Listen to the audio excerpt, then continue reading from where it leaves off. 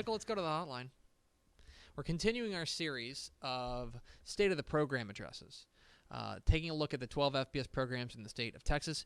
We have arrived in Fort Worth, America. Cowtown. To talk a little bit about them Horned Frogs, and who better to talk to about the Horned Frogs than Jeremy Clark over at Horned Frog Blitz, part of the 24/7 Sports Network. Jeremy, how are you? I'm doing great. How's everyone over there? We're doing fantastic. Just gearing up for a little bit of football. I know you guys are as well. Appreciate your time today. When we talk about TCU, this is a program that I think finished really strong last year, and I think got better as the season went along. But obviously, a 6-4 record, that's not kind of the usual excellence that we've come to just really expect every year from TCU, especially under Coach Gary Patterson. I'm interested from your perspective. I know this is a bit of a broad question, but what do you think is the state of the TCU program right now? Well, that's a good question. We really are trying to figure it out ourselves, because if you look at the last 3 seasons, they haven't really played up to par. 2 seasons of back-to-back subpar seasons in 2019 and obviously 2018.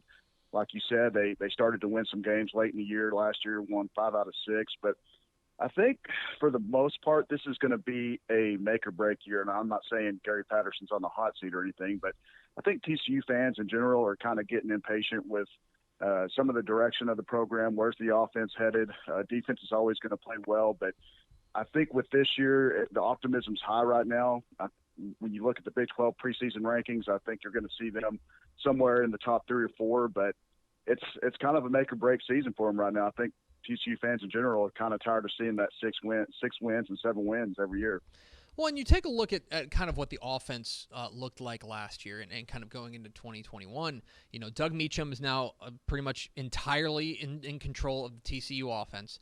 And he seems to have certainly some very exciting pieces around them. In a state where there's not a lot of stability at the quarterback spot, TCU's got a guy in Max Duggan that I know they feel pretty good about, plus a really interesting and deep stable of running backs out there. I guess on the offensive side, let's focus a little bit on Doug Meacham for a moment.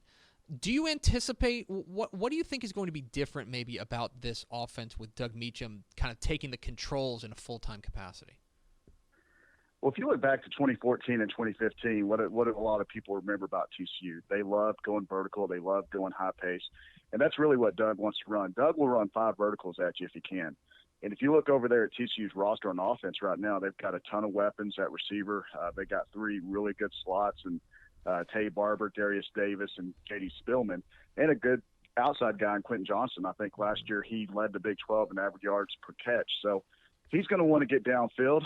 Obviously, he wants his quarterbacks to run the ball a little bit, which anyone that's watched TCU football realizes that Max Duggan has some really good wheels, probably the fastest quarterback in the Big 12. And I think if you look at the running backs, Zach Evans is arguably one of the top running backs in the Big 12. He showed what he could do really in the last 3 games of the season, rushed for 100 yards in 2 of those games. But Doug's going to want to move the ball. He's going to want to go high pace, and he's going to want to put a lot of points on the board. And if you look at the quarterback position, speaking of Max, this is really the first year since 2017 when Kenny Hill was a senior that TCU's going into a season with a quarterback that has at least 2 years of experience under his belt. Max is going into his 3rd year as a starter, so that's a big thing for TCU's offense moving forward right now.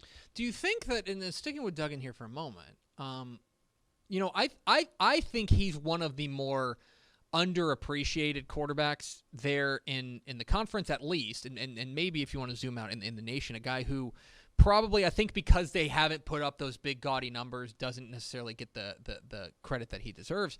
But overall, what is the TCU fan base's feel for Max Duggan? Do they feel like, hey, we've got a guy, and we got a guy who can go and lead us up towards the top of the Big 12?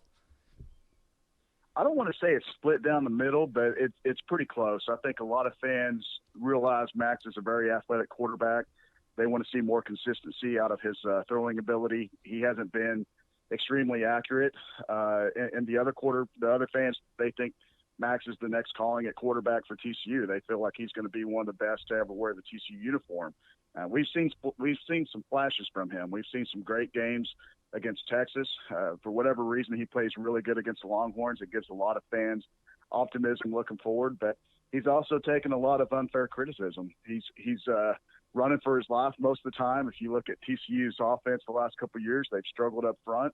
And a lot of the listeners that are listening right now, they understand a quarterback can't throw the football if he's trying to throw from his back. So it's one thing to criticize Max, but you also got to look at the offensive line in front of him. And I think right now, looking at TCU's offensive line, what they got returning, they're going to be more experienced up front. They feel confident about the group. And obviously with Max going into his third year, they're going to feel a little bit more confident throwing the ball this year.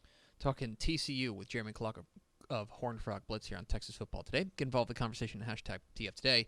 Of course, we would be remiss if we didn't talk about where TCU's bread is buttered, which is on the defensive side. And this strikes me as a unit that could be ready for its close-up. Even though they lose, I think there's a lot of programs across the nation that they're to lose guys like Trevon Moehrig or Garrett Wallow or Ardarius Washington, it would be rebuilt on the defensive side. That doesn't seem to be the case on the TCU defense. Travius Hodges-Tomlinson looks outstanding. Looks like he could be the next big thing. Is it fair to expect this to be an excellent, borderline elite TCU defense? Because from where I sit, I think that they've certainly got the pieces in play to be one of the very best in the Big 12. I've been around them since '05, and I could say without question this is one of the more athletic defenses I've seen them have. They've got a lot of pieces coming back. They did lose Garrett. They did lose Merrick, but in Ardarius Washington.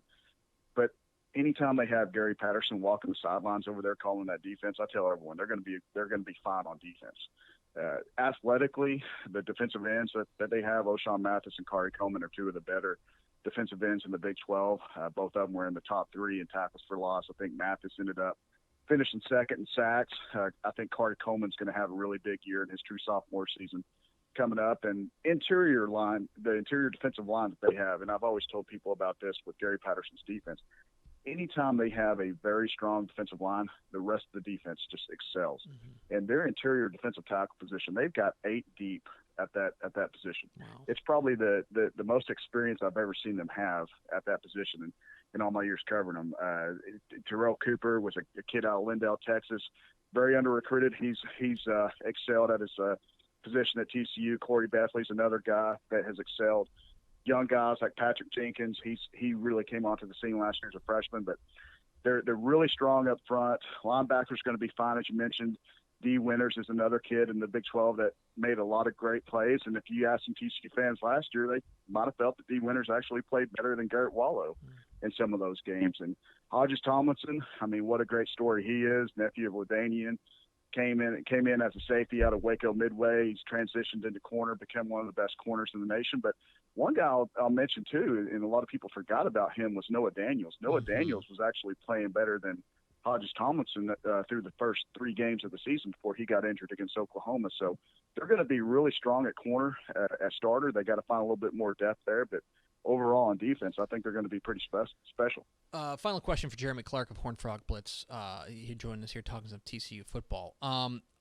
I look at TCU, and this is, I think, in a lot of ways, from a national perspective, it's a bunch of guys that I know that you're excited about. I'm excited to see on Saturdays, but maybe they don't necessarily have that like headliner. That guy who says, oh, TCU, that's where so-and-so plays. I think Max Duggan's a really good player. I like guys like Quentin Johnston and stuff, and especially on that defensive side, although they've always kind of been kind of a sum of their parts type defense. I'm going to put you on the record here on July 1st, which is not fair. Give me a guy we're going to be talking about at the end of the season and be like, man, how did I not see him coming as such a star on this TCU team? Who's the guy you've got your eye on as the breakout star for this TCU team? Gosh, that's a great question. I would say out of the guys that really no one talks about, and he plays a position that another guy is more talked about, Zach Evans. Everyone talks about him because he's a 5-star, but the kid I keep hearing great things about this summer is Kendra Miller. Kendra Miller was a 2-star out of tiny Mount Enterprise in East Texas, and he really broke onto the scene last year as a freshman. Didn't have as many yards as Darwin Barlow or Evans, but he was a guy that ran extremely hard. And you just talk to the people around TCU, they're really excited about what he's going to be able to do this year. And obviously with Barlow leaving for USC, he's going to get more touches. So Kendra Miller would be the kid that I would keep an eye out for to have a big season for the Frogs. Well, and that actually, dovetails into another question, because Kendra Miller kind of strikes me as that quintessential Gary Patterson recruit, right? Small town, yeah. Under-recruited, but we see something, we think he can make him a star. I know that obviously things have changed for TCU, and they're able to get four-star guys more regularly and stuff like that. But from a recruiting perspective, how much of the identity for TCU is still those hidden gems where they really made a name for their program under Gary Patterson? How much of it is still those kind of guys that we see something in that maybe other programs don't? Well, you're right. They have changed the landscape as far as recruiting goes. They're able to get those 5- and 4-star players now, more than what they were probably about 10 years ago. But they still rely on their bread and butter, and that's finding those guys that are the under the radar recruits. Ty Summers, 2-star kid. Jerry Hughes was a 2-star kid. Kendra Miller, 2-star kid, and they're always going to find those kids. It's crazy because I tell people a lot of times, it's like Gary Patterson sits in his office with this crystal ball. He can look at a player that might be a 6'2", 200-pound safety, and he envisions a linebacker making plays in the Big 12. He envisions this kid becoming 215 to 225 once he gets on campus, maintaining the speed and being able to make plays. And really, it's a tip to the hat to the whole coaching staff over there, because they do a great job of evaluating talent and finding those kids. Deshaun McQuinn is going to have a chance to start at free safety for them. The only other offer that he had out of Jacksonville, Texas, was McNeese State. Mm-hmm. And you're talking about a kid that right now is 6'1", 200 pounds, looks rock solid, and he has a chance to be competing as starting free safety for perhaps the best defense in the Big 12. So that's the kind of diamonds in the rough they find, and I don't think they're ever going to change that as long as Gary's around there. He's Jeremy Clark. You can find his fine work at Horned Frog Blitz, part of the 24/7 Sports Network. Jeremy, we really appreciate your time. Thanks for your insights, and look forward to talking to you soon. Hey, appreciate everything you guys do. Absolutely. There he goes. Jeremy See Clark, ya. hornedfrogblitz.com. Don't tell him see ya like your friends. I know Jeremy. I know you like Jeremy. I told you I'd booked Jeremy. You're like, he's good people. I like him. I said Jeremy. He's good people. Yeah. So, anyway, exciting times for TCU. Pick up the magazine, 2021 Summer Edition of Dave Campbell's Texas Football, and you will see that we are rather high on TCU. Yeah. We think they could be. And he mentioned it, it's been a couple of years. They've kind of slid off that kind of front doorstep of the Big 12, I think. Very 500. 2018, 2019, just not up to their standards. 2020, 2020, ball up and throw in the trash for every team, basically. You know what I mean? Well, and they really picked up the momentum after that OU game. That didn't go well, and then they started with the Baylor game and won 5 out of their next 6. Won 5 out of 6. They stumbled at West Virginia, but I mean, you're talking about a team that if they do what they should have, and I think they just sleptwalked into Morgantown, right? Basically, if they do what they're talking about, then they're 7-3. And they've won their last 6, including Oklahoma State, things like that. And then, I think their perception and the narrative around TCU is unfortunately shaped because of COVID, like a slow start. Yep. Like, don't get me wrong, there's no excuse to go lose to Kansas State at home. Like, that's a bad loss. I'm not here to defend them. But between that, and then also they had the Texas Bowl canceled. Yep. I think they would have beaten Arkansas, in my opinion. Oh, yeah. And I think, win over an SEC team, finishes them at 7-4, and suddenly things look a little bit brighter. So I think that's a team that maybe people are sleeping on a little bit. You just can't depend on Max Duggan to do everything. That's the biggest thing. We said it 8,000 times last year, and it's the same thing.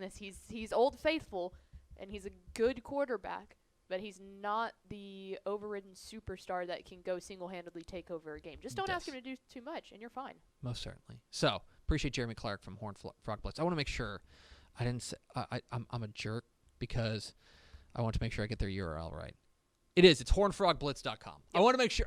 I thought it was, but I also don't want to send like another website. Well, and that's always hornedfrogblitz.com, part of the 24/7 Sports Network, and yeah. So hornedfrogblitz.com. One of those things. You say it out loud confidently and then go hornedfrogblitz.com. What's that right? Yeah. Well, and by the way, they've got a good podcast called The Frogcast if you're into that kind of thing too. So go ahead and check that out over there. Appreciate Jeremy Clark.